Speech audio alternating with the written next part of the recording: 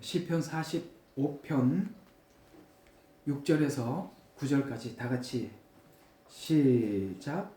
오 하나님이여 주의 보좌는 영원 무궁하며 주의 왕국의 홀은 의로운 홀입니다. 왕께서는 의를 사랑하시고 악을 미워하시나니 그러므로 하나님 곧 당신 하나님께서 당신의 기쁨을 기름 부어 당신의 동료들보다 우위에 두셨나이다.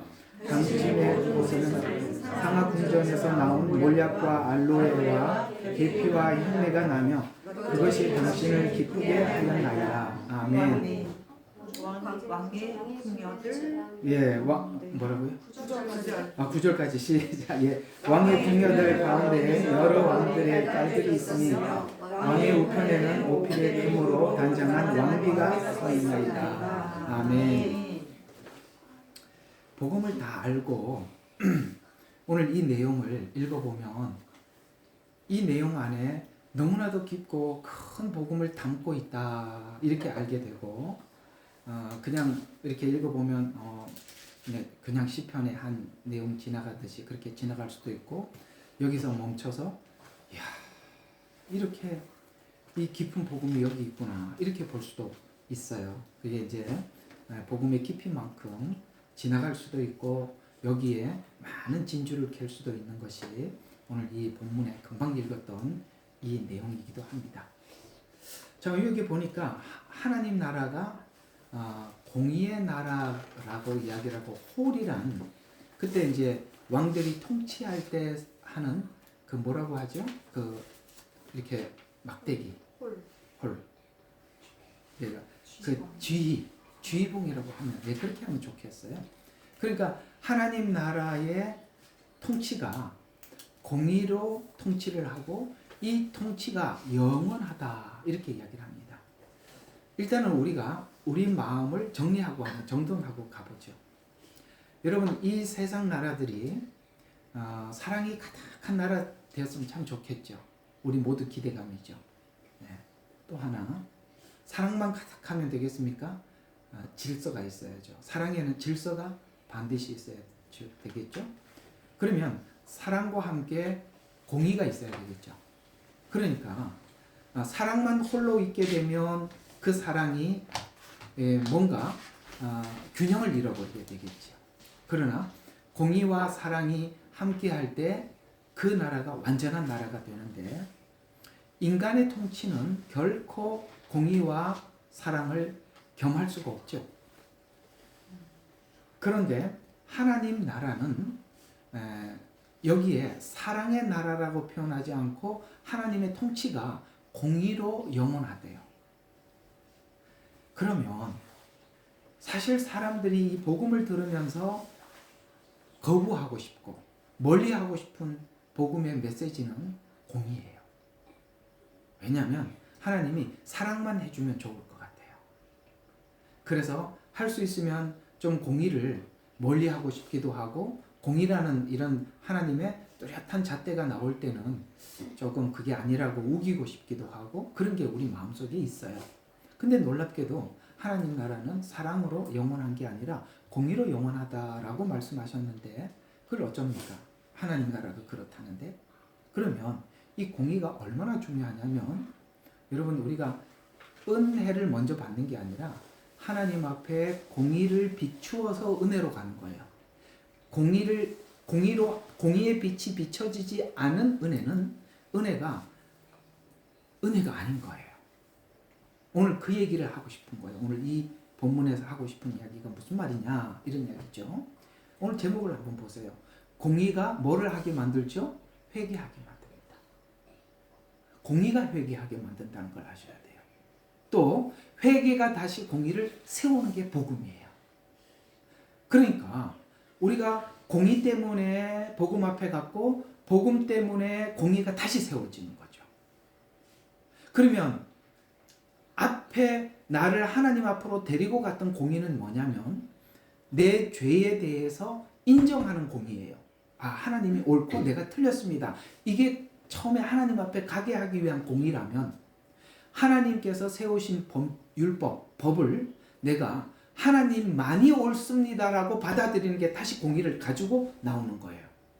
그러니까 이 공의라는 것이 없이는, 공의라는 이해 없이 우리가 은혜를 논하거나, 아시겠어요? 하나님의 자비를 논하게 될 때 그 자비는 마치 그 은혜, 그렇게 설명하고 있는 자비와 은혜는 뭔가 저 에드빌륨 같아서 저 위에 뭔가가 떠 있지만, 공중에 떠 있지만 그게 허상이라는 거예요. 공의 없이 자비를, 공의 없이 은혜를 설명하고 이해하고 있다는 그 자체가 넌센스가 되는 거라는 거예요. 왜? 하나님 나라는 공의에 세워져 있기 때문에 그렇습니다. 오늘 이 공의를 한번 생각해 보도록 하죠.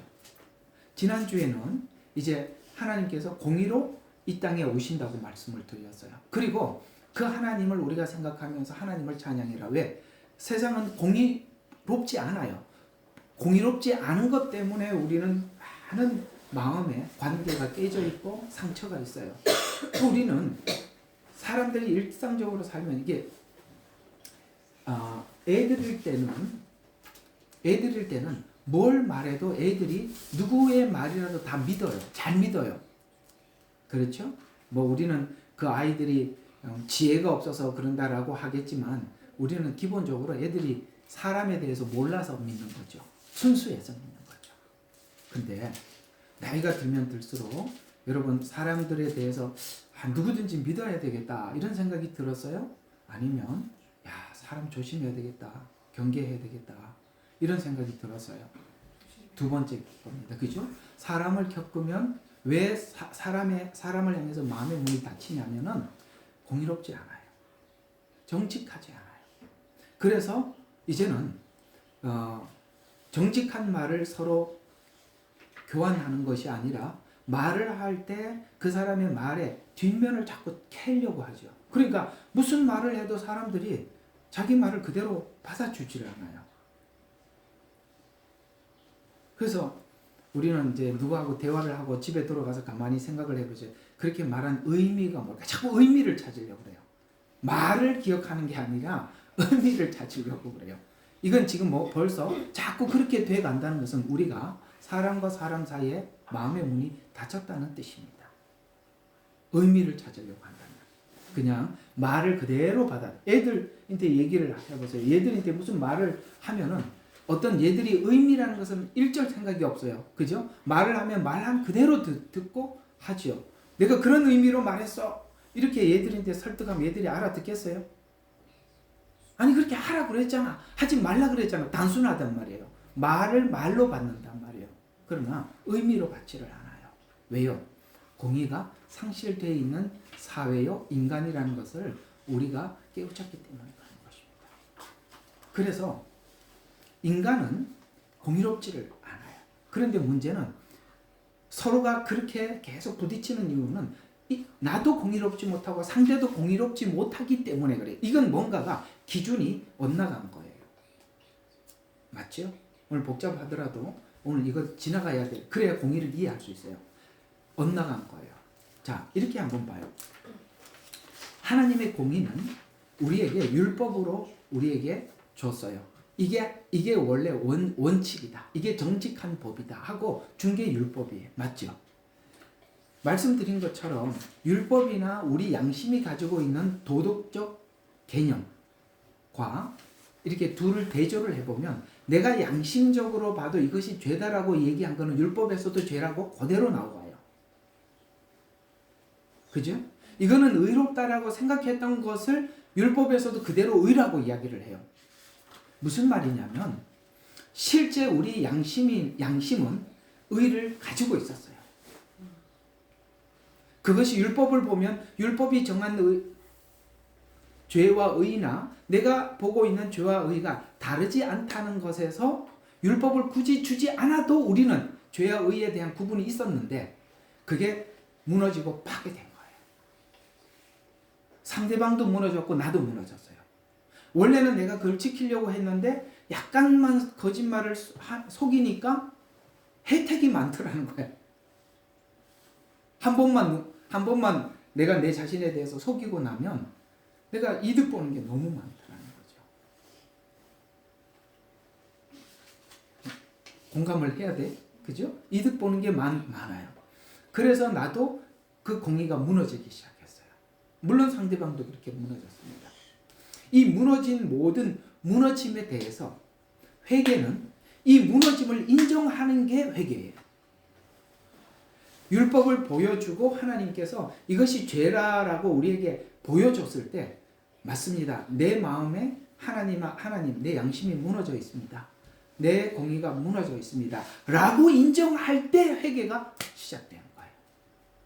우리가 회개를 했다고 하더라도 이 공의로운 하나님 말씀 앞에 비춰서 내가 이것이 죄라고 인정을 하고 거기에 대해서 깊은 하나님 앞에 회심이 있을 때 우리는 그것을 성경은 회개라고 표현을 하지,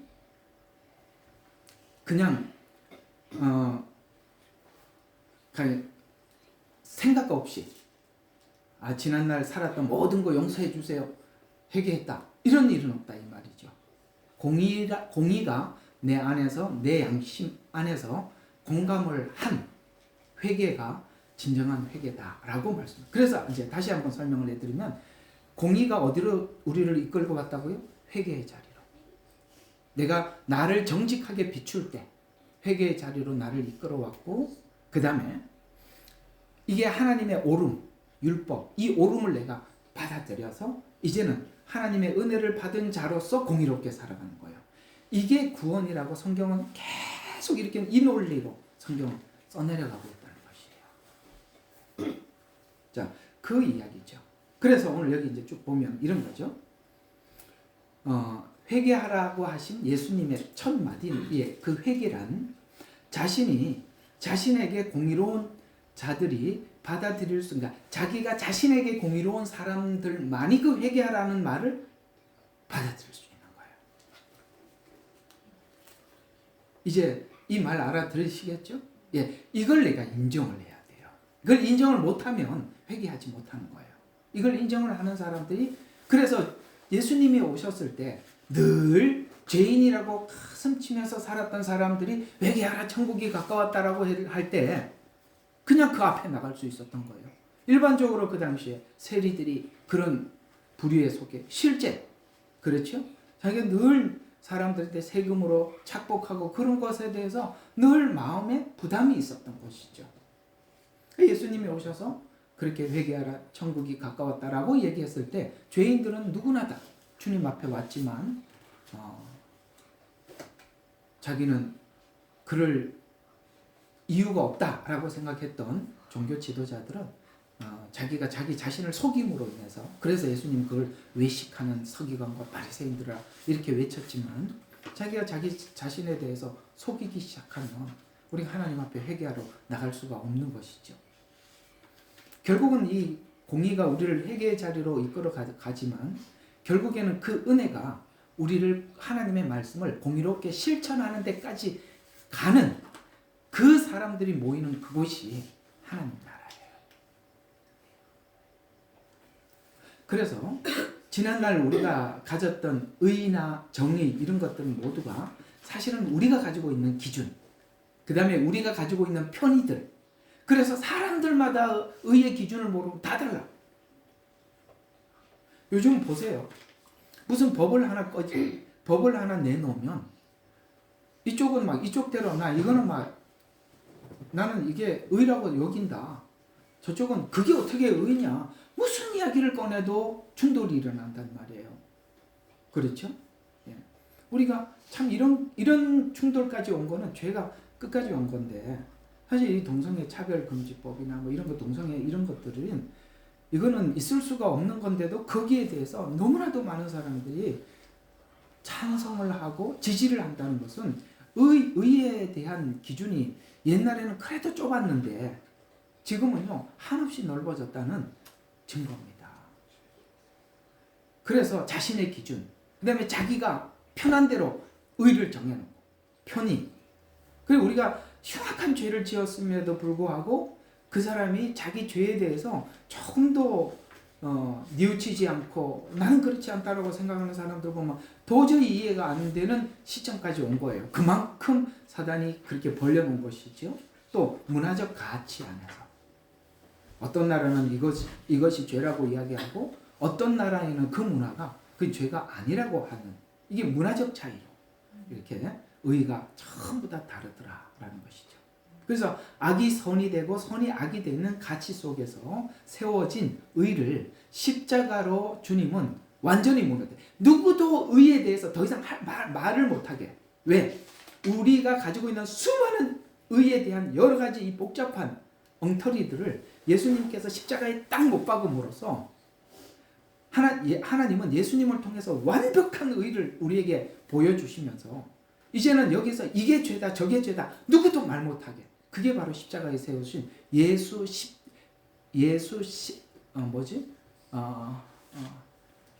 하나님의 공의 그 말이에요.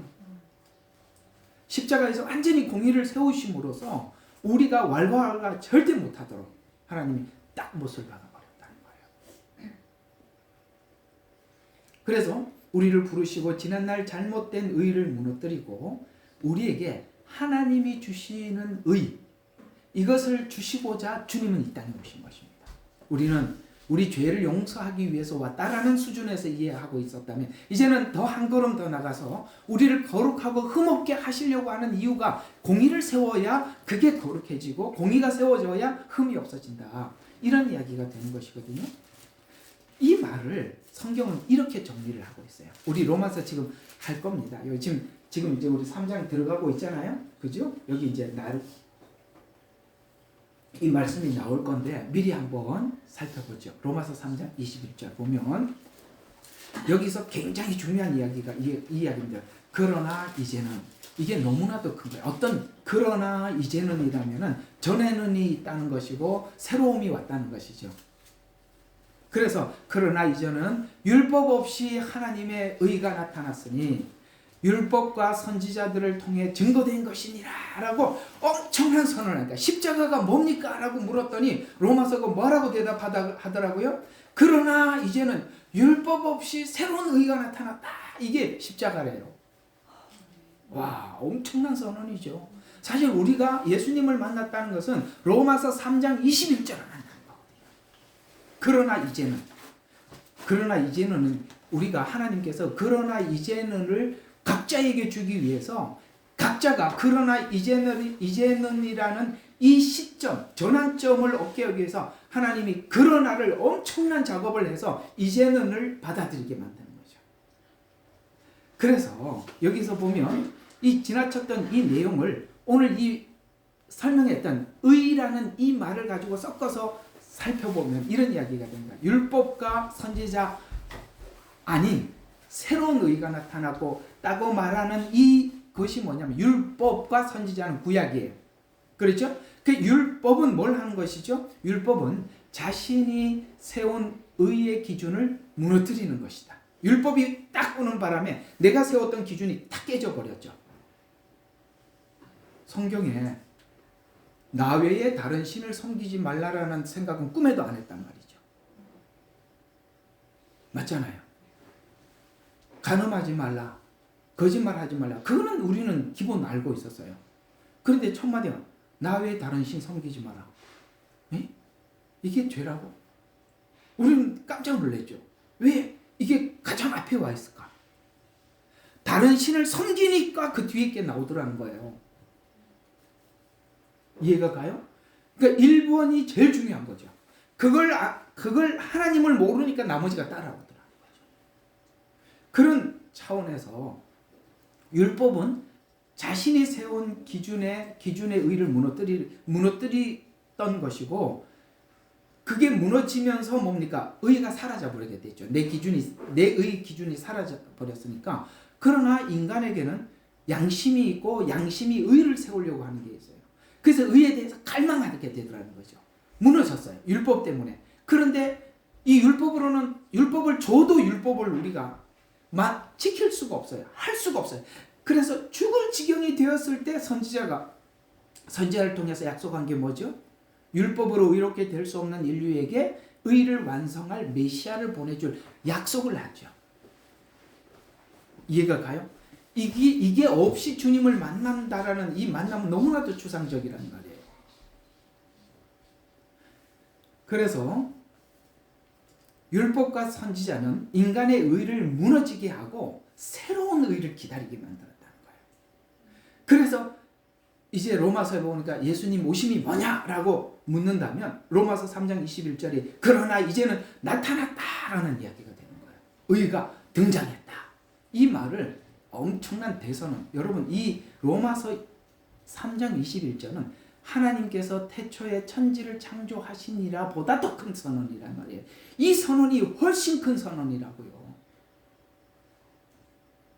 창조가 커요? 구원이 커요. 구원이 크죠.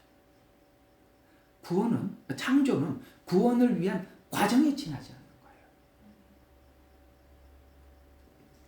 이 내용으로 공의가 회개가 공의를 다시 세운다는 설명이 되는 거예요. 자, 그러면 실제 이 로마서는 교리적으로 이렇게 설명을 하고 있는데 실제 이런 전환점이 있었는가? 있었지요. 자, 우리 시편으로 가시죠.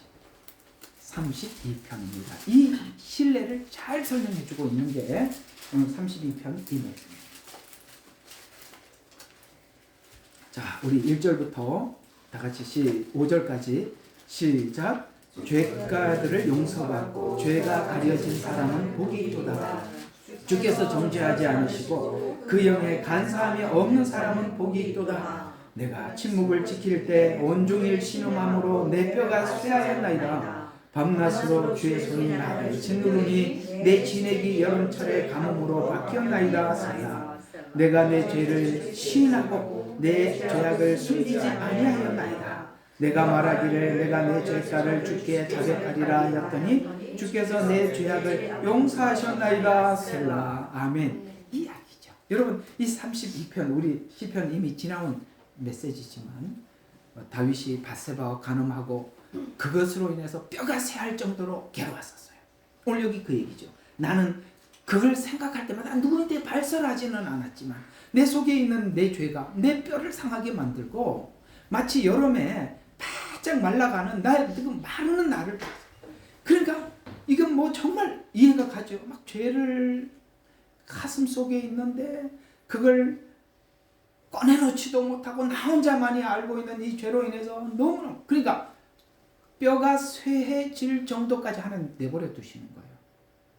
그게 뼈가 쇠해질 정도가 돼서 주님을 만나야 진짜 의를 붙잡게 되는 거예요. 그래 나단이 와서 지적을 했을 때 다윗이 훌륭하다는 게 아니라 다윗이 그럴 수밖에 없었다라고 이야기하는 거예요. 내가 지금 뼈가 말라가잖아요. 우리가 한번 생각해봐요. 하나님 앞에 해결하지 못한 죄로 인해서 여러분들 뼈가 말라가는 건 하나님이 여러분에게 주시는 축복이에요. 그래야 그러나 이제는이라는 반전이 일어나는 거예요. 반전 맞잖아요. 그러나 이제는 반전이지 지나가는 말 아니잖아요. 그 말이지 않습니까? 그래서 왜냐면은 뼈가 말라가는데 주님께서 이 죄 지은 것 때문에 이렇게 할래 저렇게 할래 하나님이 거기에 대해서 대가를 받더라도 문제는 가장 다윗이 얻은 게 뭐냐면 용서받았다는 거예요. 용서라는 말을 함부로 이해할 수 있는 게 아니라 뼈가 쇠할 정도로 괴로운 사람에게 용서가 의미가 있다는 거예요. 하나님께서 우리 죄에 대해서 이렇게 괴롭고 고통스러운 시간을 허락하시는 거예요. 왜? 반전을 위해서. 근데 우리가 이제 저는 제 목회 안에 참 중요한 부분을 차지하는 게 뭐냐면 우리가 지금까지 이런 설명 없이 구원을 설명을 하고 그리고 난 뒤에 성도들이 혹 조금이라도 실수하고 그 괴로움 때문에 괴로워하고 막 그럴 때 왜 쟤 저래? 예배 시간에 왜 그 모양이야? 이런 이야기만 할 줄 알았지. 그 안에 그 사람이 무슨 고통 때문에 저렇게 외치고 소리를 지르는지에 대해서 누구도 이해하지. 왜? 너무나도 율법적인 관점에서 종교 생활을 강요해왔기 때문에. 그거 없이 됐으니까 어느 날 한국교회가 어느 시간이 되니까 이상한 사람들이 등장하더라는 거예요. 바로 그래서 그런 사람들이 나오는 거예요. 아시겠죠? 우리가 아픔 없이 치료라는 말을 어떻게 이해하시겠습니까? 그리스도와 예수 안에는 정죄함이 없나니라는 이 말이 그냥 등장한 것이 아니라 바울도 똑같은 여기 32편 1절과 5절 같은 경험을 했다고요. 그렇죠? 하나님의 마음속으로는 하나님의 법을 섬기는데 내 육체로는 죄의 법을 섬기더라. 와, 어쩌냐 내가 오라 나는 공고한 사람이라 누가 나를 건져주랴 라고 했을 때 주님이 건져주셨던 자유를 선포하는 거예요.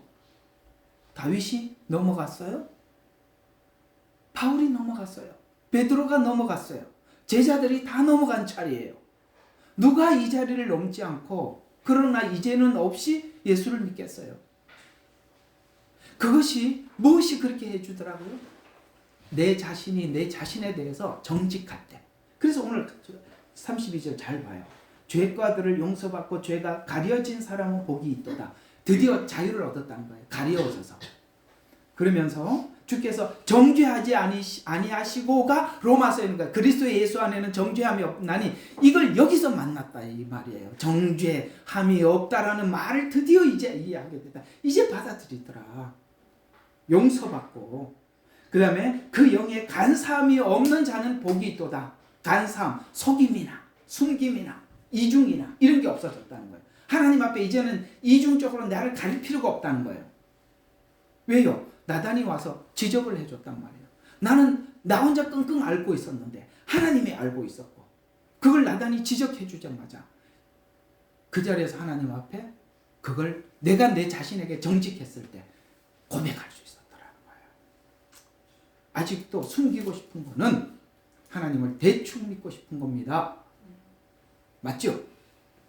예, 대충 믿기 위해서 우리는 우리 자신을 속이는 것입니다.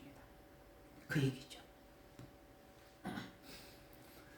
그래서 이 정죄감에 시달려서 신음하고 뼈가 쇠할 정도였다라고 이 지점에 와서 전환점을 맞이하게 되었습니다. 라는 이야기로 오늘 6절과 7절 45장 다시 가죠.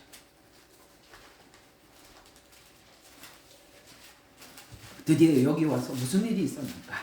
6절에서 7절을 보면 오 하나님이여 주의 보좌는 영원 무궁하고 주의 왕국의 홀은 의로운 홀이니이다. 이제 왜 의가 우리 안에 들어와서 완성되고 하나님 나라가 얼마나 우리로 하여금 우리 의 없이 그렇죠? 우리가 율법으로 의롭게 되면 그게 우리 의가 되는데 우리 의를 완전히 이 말도 꺼내지 못하도록 십자가에서 하셨다는 거예요. 그래서 오늘 여기 이 말이 나오는 거예요. 8절에 몰약 알로에, 계피 이거 뭐지요? 예수님 십자가에 죽으셨을 때 거기 넣었던 향료들이에요. 죽음으로 주님의 죽음으로 우리가 의가 얻어지게 되었다. 이 말을 복음을 모르면 이 말이 왜 들어가 있는지 몰라요. 여러분의 의는 우리의 의로 뭐만해도 이룰 수 없어요. 지난날 실패했었고 주님 앞에 돌아왔을 때에도 우리가 우리 안에서 의를 세우려고 했었어요. 다 실패했습니다. 그 의는 예수 안에서만 세워지더라. 죽음 안에서 세워지더라. 그래서 내가 내 의를 내세울 게 없더라. 이런 이야기가 되는 것입니다. 그래서 십자가 사랑은 사랑하는 자는 공의와 정의를 사랑하는 자로 자신의 죄를 인정받고 그 다음에 용서해 주시는 은혜를 구하여 구원받은 바로 아까 말씀드렸던 자기 자신을 공의롭게 그래 그게 그렇지 하고 하나님 앞에 나가서 그 모든 죄를 다윗처럼 용서받고 다시 의를 얻은 이 사람들에게 그때부터 체계화되는 의가 그게 진짜라는 거예요. 그래서 죄를 인정한다는 것은 자신이 자신에게 공의롭게 나를 평가하고 진단했다는 증거입니다. 죄에 대한 깊은 고민은 자신을 공의롭게 조명했기 때문에 한 것입니다. 그러니까 오늘 여기 아까도 보니까 다윗이 32편 5절인가 보면은 내가 나 죄를 숨기지 아니하였더니 라고 나오죠. 조건이 그겁니다. 우리가 하나님 앞에 할 게 딱 그거밖에 없는 거예요. 나를 숨기지 않으면 하나님이 다 계시해 주신다. 우리가 왜 성경이 안 보이죠? 나를 숨기니까 안 보이죠. 자기 편이 돼. 난 어떻게 알고리즘이 이걸 보내줄 걸 보내줘야지. 천지일보? 그 뭔지 아세요? 신천지일보. 얘가 또 내가 그걸 난 전혀 상관이 없는데 왜 그걸 나한테 띄워줘? 그래서 한번 봤죠. 이야, 내가 참 많은 생각을 하게 됐어요. 그 무슨 청주에서 이만희가 오는데 한 8만 명이 모여가지고 무슨 옷도 다 똑같은 거 입고 그냥 막 그 연예인 오는 거는 뺨죠. 우리 메시아가 온다. 그리고 인터뷰를 하는데 사람들이 우리가 다 바보래. 메시아가 왔는데 모른대. 나는 이만희한테 딱 세 개만 물어보고 싶어요. 혹시 2000년 전에 한번 오신 적이 있냐? 두 번째 혹시 이스라엘 주민등록증 가지고 계시냐? 정말 묻고 싶어요. 맞죠? 2000년 전에 오신 그분이 다시 오셔야 메시아인데. 요즘 그 백마도 타고 다녀요. 그 사람.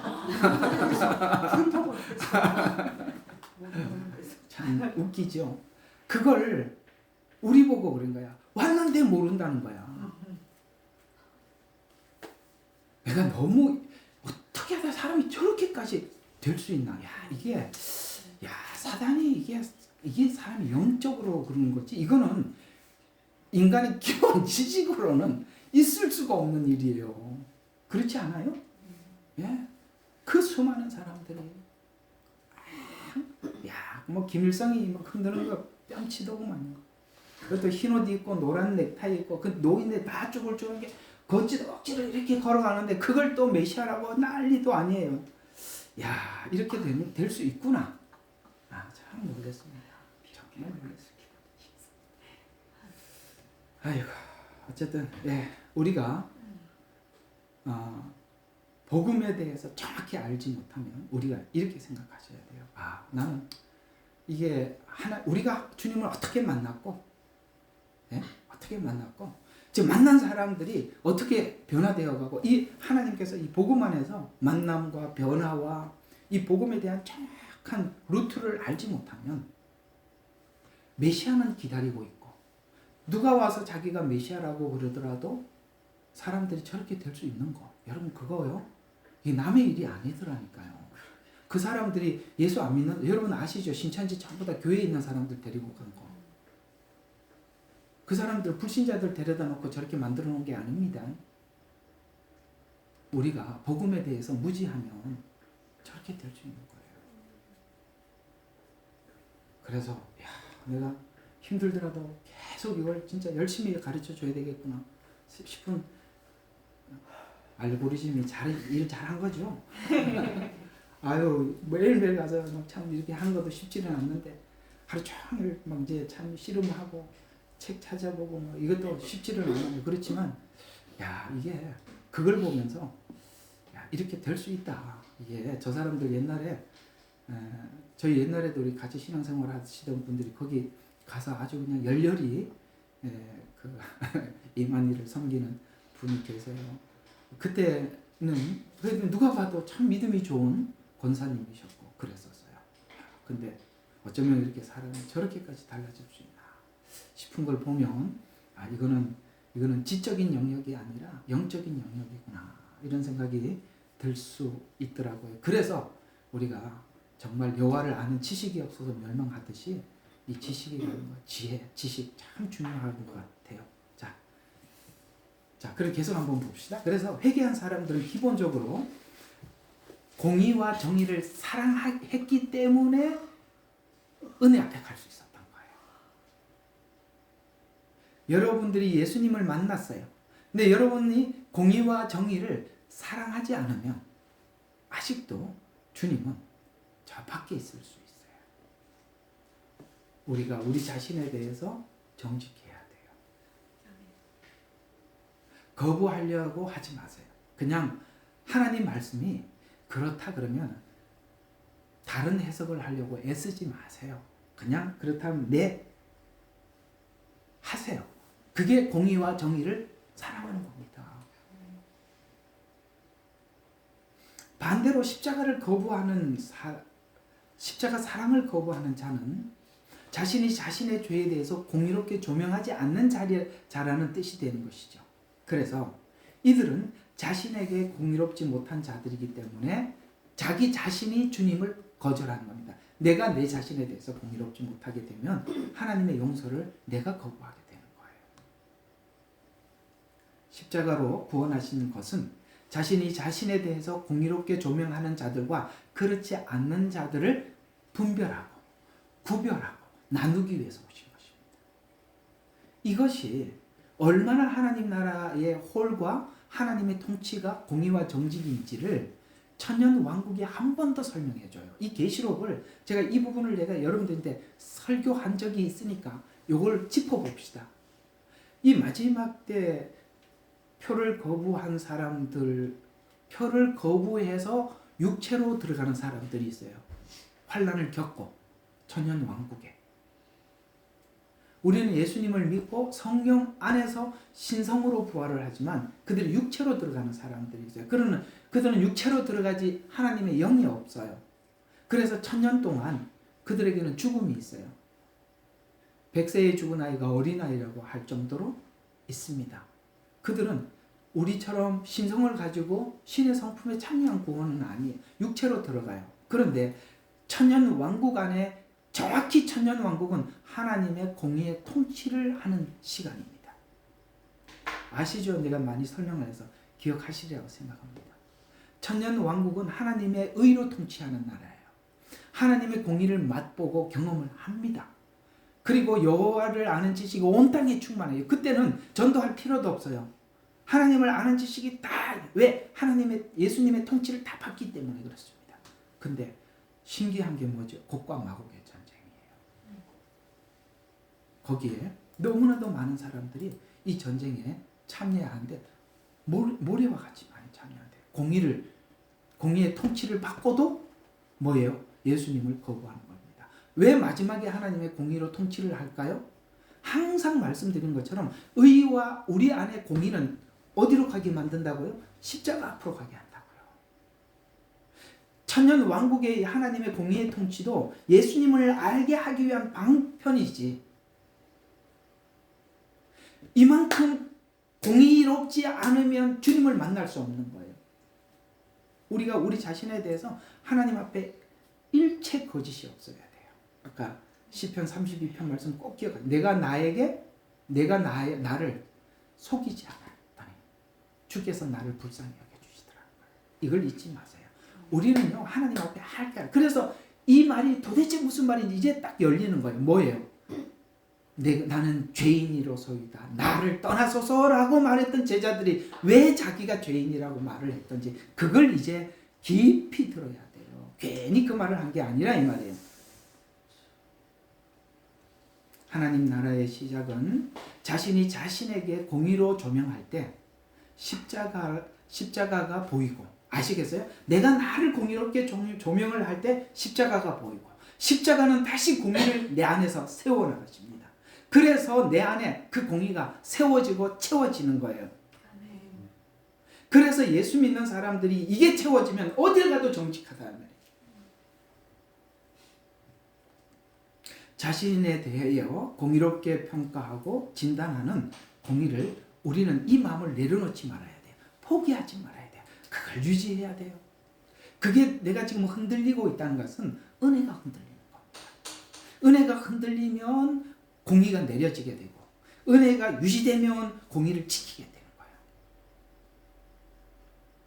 이번 주 주일날 그런 내용을 한번 설명할 건데요. 주일날 예배 때.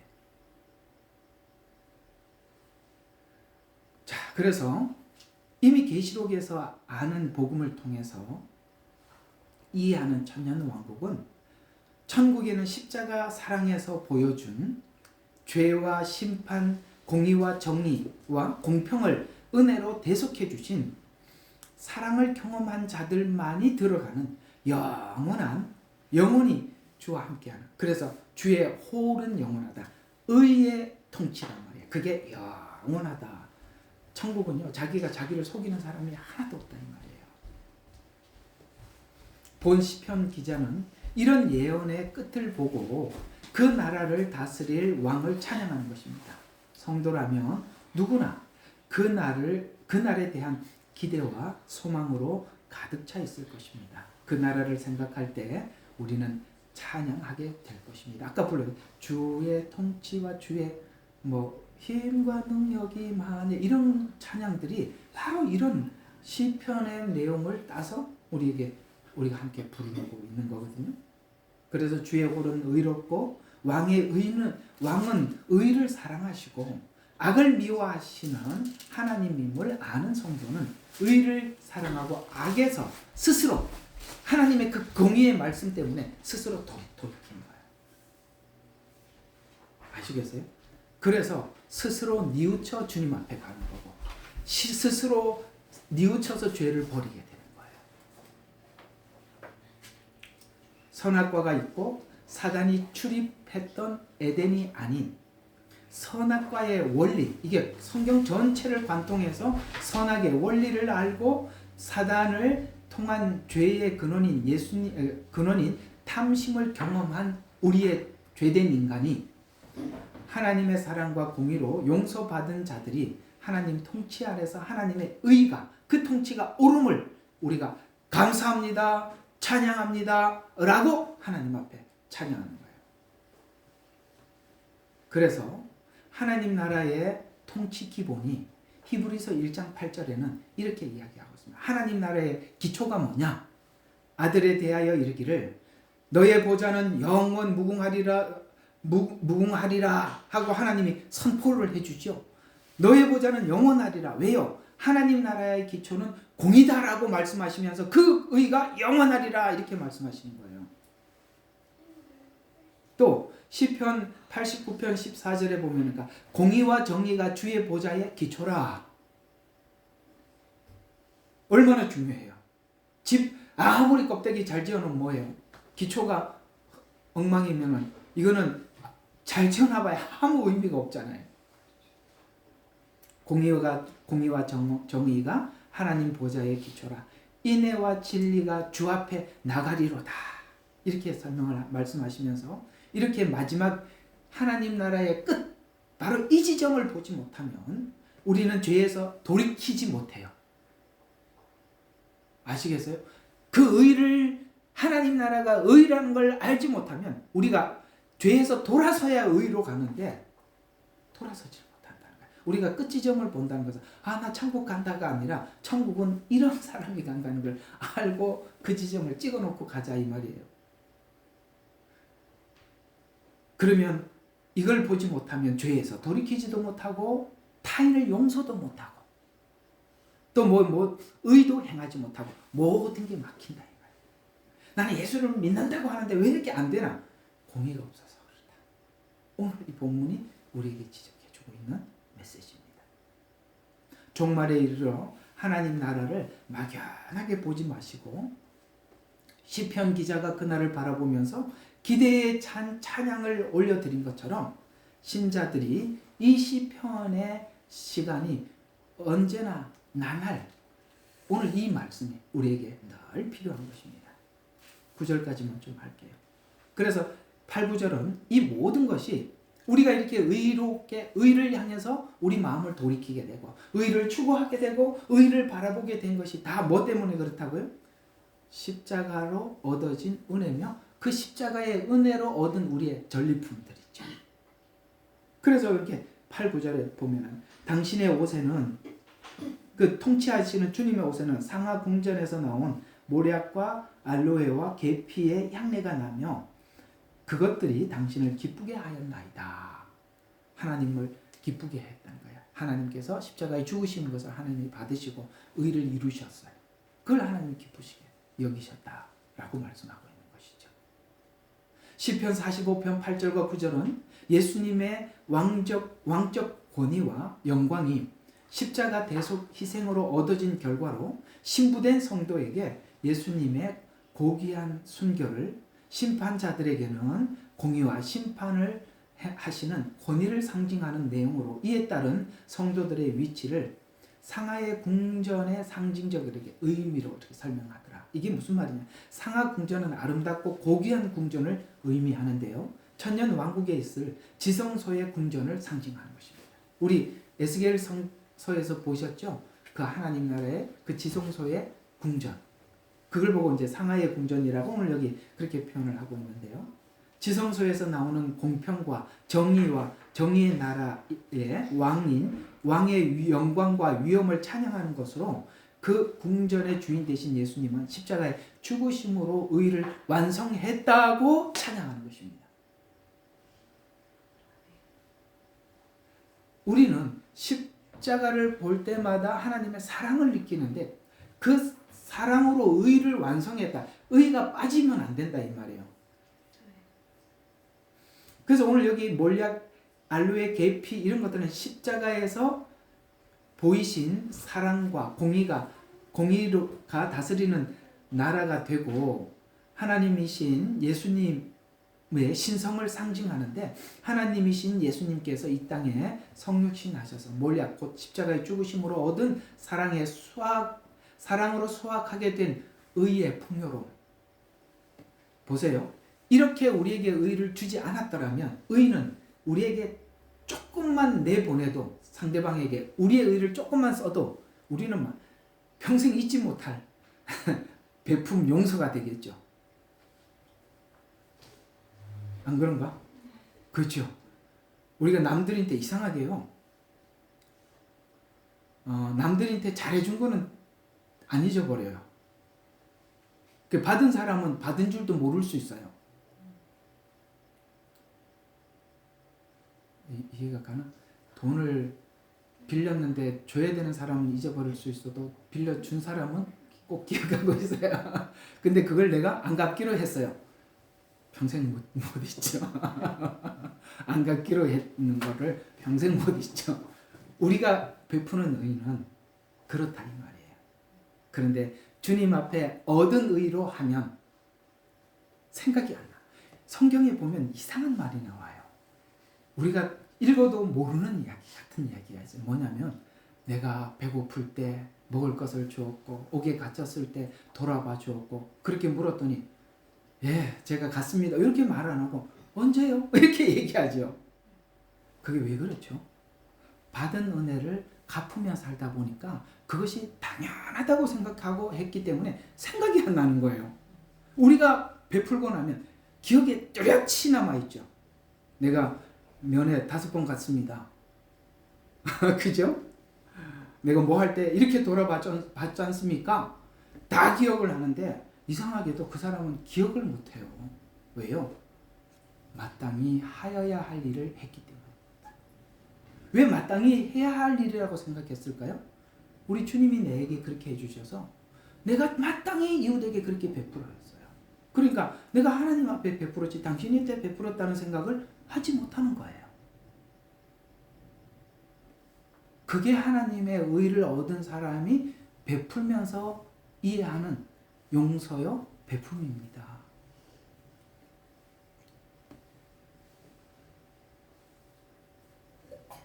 오늘 이렇게 열심히 목이 마르네. 저녁을 짜게 먹었다.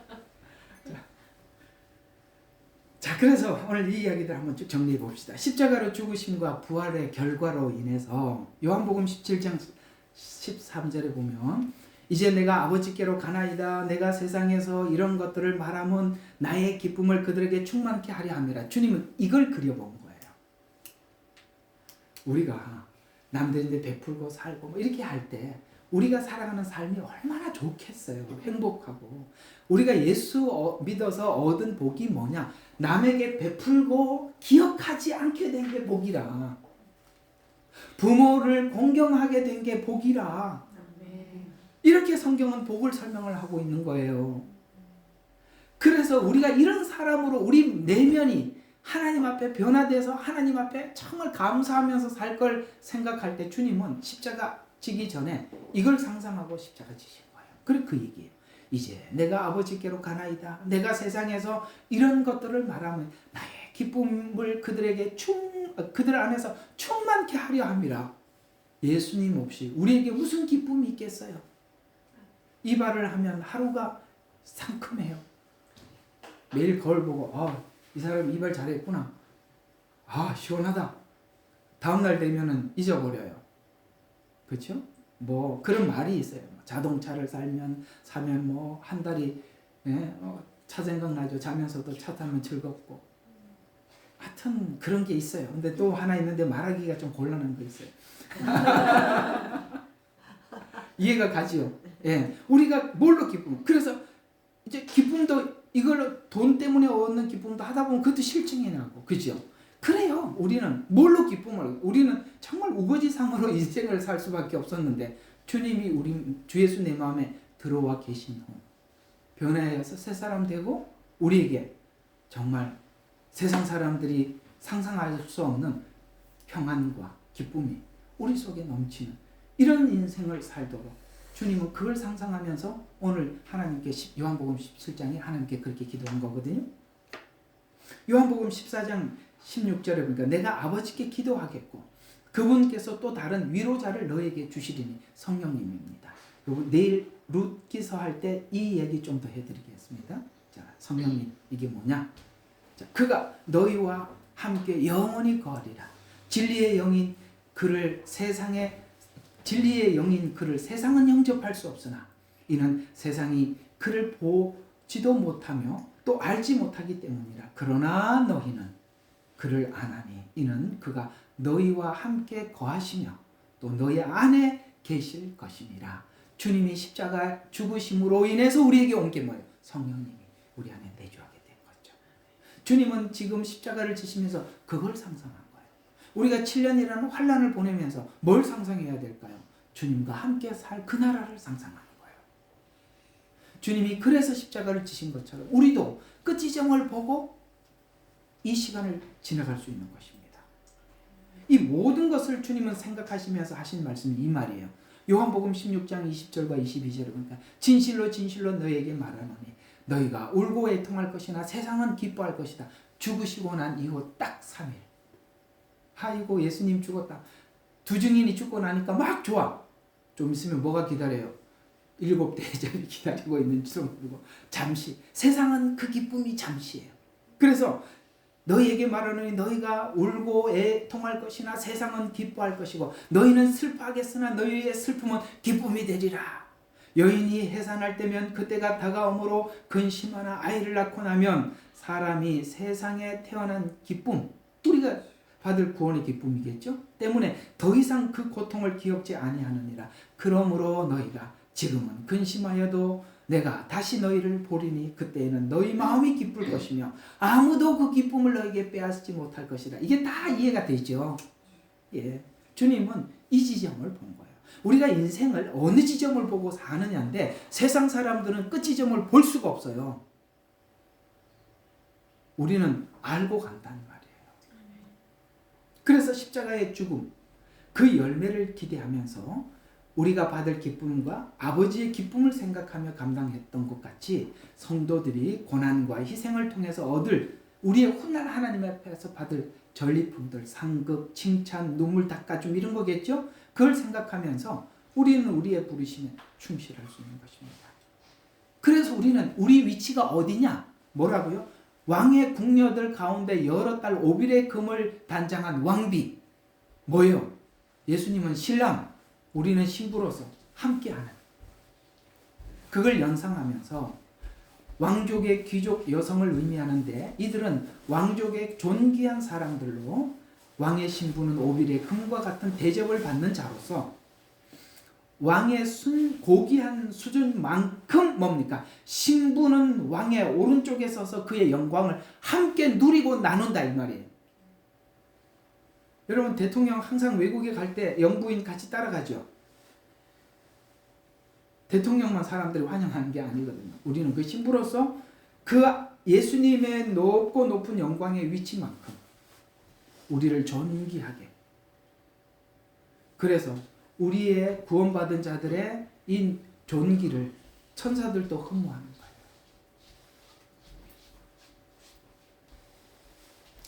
자, 그래서 이 왕비들의 약속이 있으니는 다음 주에 이렇게 넘어가도록 하겠습니다. 자, 오늘 이야기들을 정리하여서 오늘 이야기를 한번 마쳐보도록 하겠습니다. 그러나 이제는 이 지점. 그러나 이제는 공의로 인해서 은혜를 만나는 요 지점을 이야기합니다. 그러나 이제는이라는 이 반전이 구원받는 모든 사람들이 겪는 반전의 시간인데, 그 반전을 위해서 하나님은 죄책감, 이걸로 우리가 그 죄책감에 깊은 씨름과 시달림, 괴로움, 이런 시간들을 하나님이 겪게 하지만, 오늘 다윗이 밧세바와 간음한 이후 그는 너무나도 뼈가 삭을 만큼 자신이 말라가는 그 시간에 드디어 그 문제를 해결하기 위해서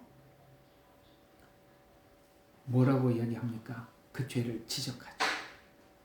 예수님이 이 땅에 오셔서 신랄하게 죄를 지적을 했을 때 자기에게 정직한 사람들은 죄인입니다, 나를 떠나소서, 이렇게 얘기할 텐데, 바로 이 죄인이라고 고백하는 고백은 하나님의 말씀 앞에서 우리가 정직하게 반응할 때 드디어 그 고백 하나님 앞에 할 수 있다는 것이죠. 여러분, 이 공의가 은혜를 만나는데 중요한 역할을 하셔서 이것으로 주님을 만나는 저와 여러분의 시간들이 되시기를 간절히 바랍니다.